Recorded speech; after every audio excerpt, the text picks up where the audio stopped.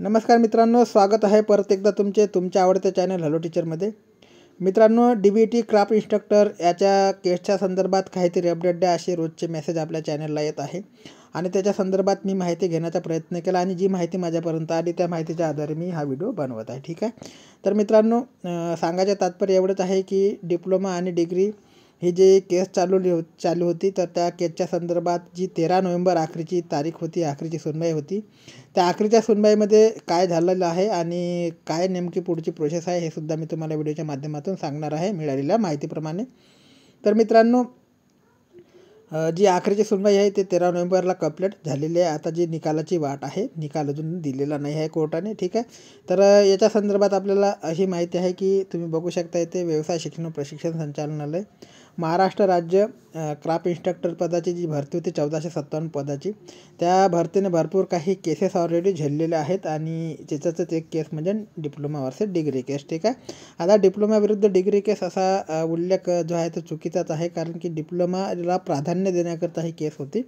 म्हणजे RRनुसार रिक्रुटमेंट रूलनुसार जी केस होती की रिक्रुटमेंट रूलमध्ये डिप्लोमाचा उल्लेख केलेला आहे, त्याच्यामुळे हे केस टाकण्यात आलेली होती. आता भरपूर काही लोक माझ्यावरती आक्षेपसुद्धा घेईल की सर जे आहे ते डिप्लोमाच्या बाजूने बोलतात, डिग्रीच्या बाजूने बोलत नाही.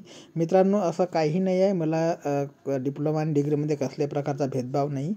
ठीक आहे. तर मला एवढंच सांगायचं आहे की RRमध्ये जे दिलेलं आहे ते मी तुम्हाला इथे सांगत आहे. ठीक आहे.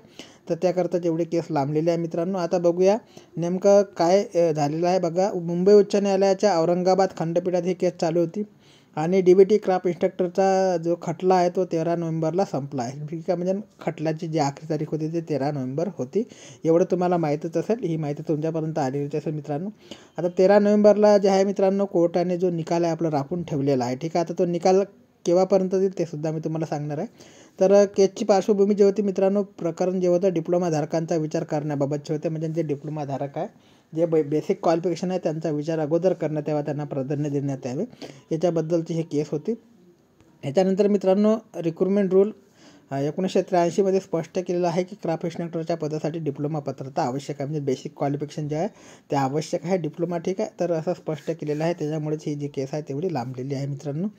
तर आता याच्यामध्ये कोर्टाचं म्हणणं आहे की जो निकाल आहे तो निकाल आपल्या मते जो येणार आहे तो पुढील 2 आठवड्यामध्ये लागण्याची शक्यता आहे. ठीक आहे. तर 2 आठवड्यामध्ये क्राफ्ट इन्स्ट्रक्टर पदाचा निकाल येऊ शकतो, यायला पण पाहिजे. भरपूर लांब झालेली आहे भरती आणि ॲक्च्युली 2022ची भरती आता 2024 आणि आता 25 म्हणजे 2024 जवळपास संपलेलंच आहे.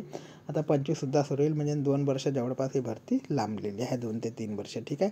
तर लवकरात लवकर ह्या भरतीचा निकाल येवो आणि या जागेचा निकाल येवो, चाहे तो डिप्लोमाच्या बाजूने असो किंवा डिग्रीच्या बाजूने असो, परंतु भरती कंप्लीट होणे आवश्यक आहे मित्रांनो, कारण की सगळे आपले जे विद्यार्थी मित्र आहे त्या भरतीची आतुरतेने वाट पाहत आहे. ठीक आहे. तर 2 आठवड्यामध्ये मित्रांनो निकाल येण्याची शक्यता आहे, अशी माहिती आपल्यापर्यंत आलेली आहे. बाकी काही अपडेट आली तर चॅनलच्या माध्यमातून तुमच्यापर्यंत पोहोचण्याचे कार्य मी नेहमीप्रमाणे करत जाईल. तोपर्यंत जय हिंद, जय महाराष्ट्र, जय शिवराय.